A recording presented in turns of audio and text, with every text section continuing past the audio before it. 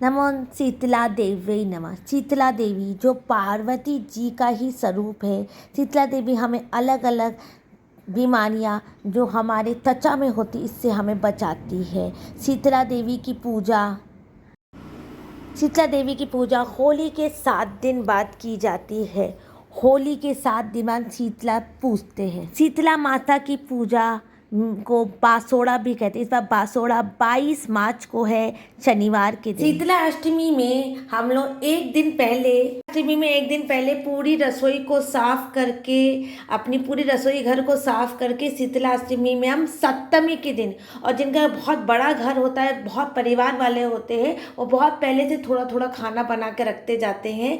सप्तमी के दिन भोजन बनाया जाता है और अष्टमी के दिन, शीतला अष्टमी दिन इसको पूजा जाता है। शीतला अष्टमी में सब कुछ बासी और ठंडा भोजन किया जाता है, तो इसलिए एक दिन पहले ही रसोई में पूजा करके, रसोई में हल्दी का प्रयोग बहुत ज़्यादा किया जाता है शीतला अष्टमी में। और हल्दी से साथिया बना के पहले रसोई को पूजा जाता है। रसोई में पूज के उसके बाद शीतला अष्टमी की पूजा आरंभ होती है, जिसमें गुड़ के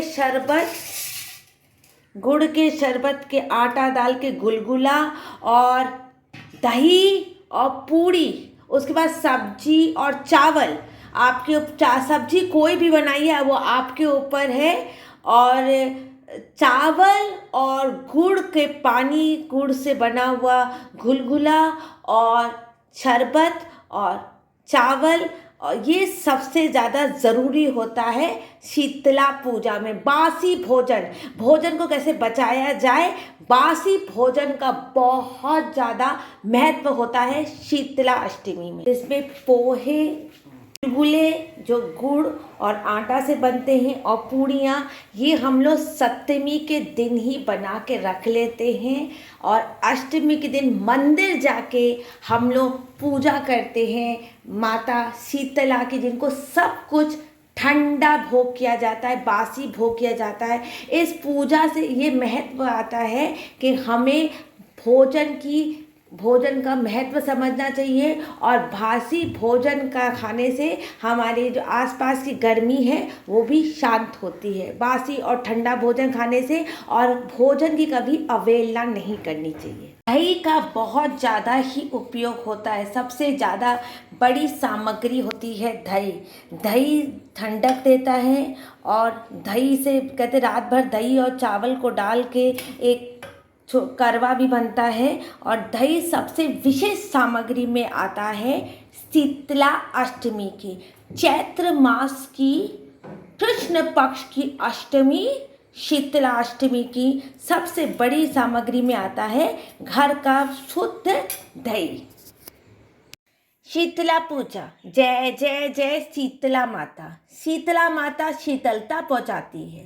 कहते हैं कि शीतला माता पार्वती का ही स्वरूप है। कहते हैं शीतला माता की पूजा करने से घर के बच्चों में और कोई भी सदस्य को कभी भी कोई महामारी नहीं होती। और कहते हैं शीतला माता हम लोग को विस्फोट से भी बचाती है, गर्मी से बचाती है।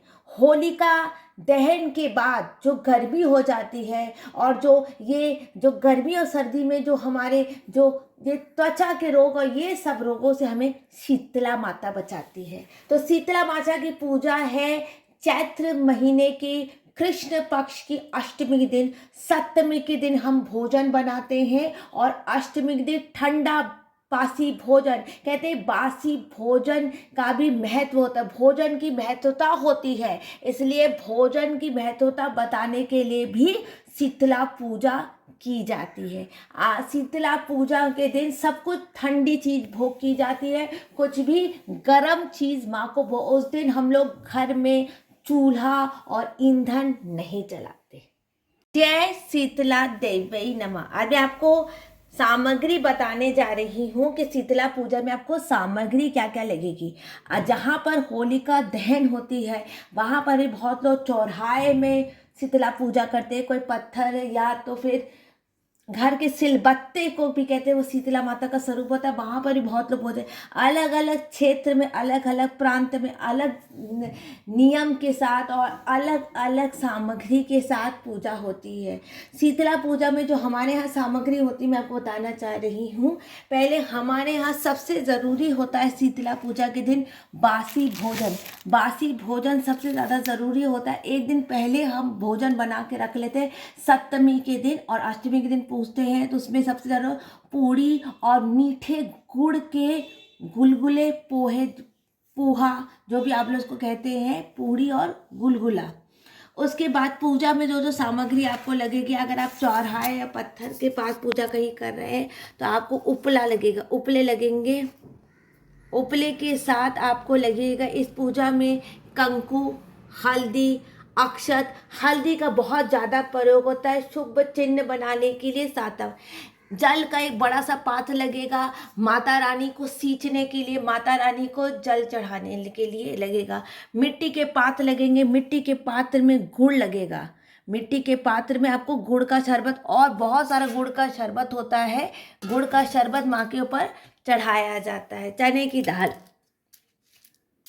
चने की दाल लगती है, चने की दाल माँ को चढ़ाई जाती है। बासी भोजन में चावल और पूड़ी और गुलगुला सबसे ज़्यादा आवश्यक होता है। फिर उसके ठंडी चीज़ जैसे खीरा, फल में केला, और ये सब आप नहीं कर सकते हैं, भोजन नहीं बना सकते हैं तो पान का पत्ता और बताशा। जो लोग भोजन नहीं बना सकते या भागदौड़ की ज़िंदगी है, उनके पास भोजन बनाने का समय नहीं है, तो वो माँ को पान का पत्ता और बताशा भी भोग कर सकते हैं।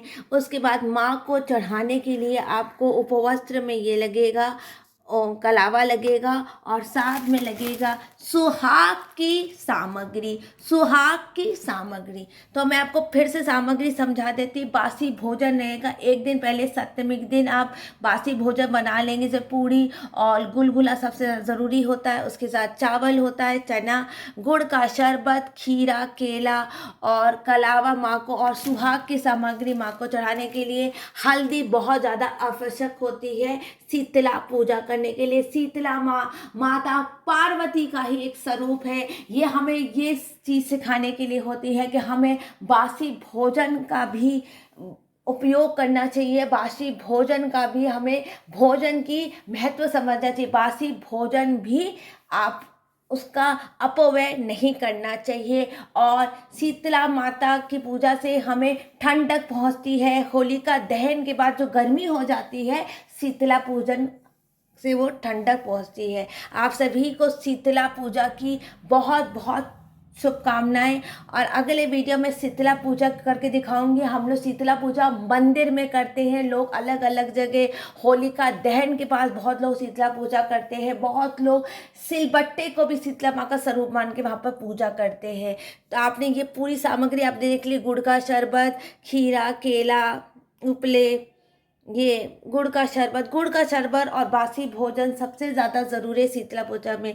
जय श्री कृष्णा, राधे राधे। इस वीडियो के यहीं पर मैं एंड करती। कृपा करके मेरे चैनल को लाइक कर दे, सब्सक्राइब कर दे, और कोई त्रुटि हो गई है तो क्षमा कर दे।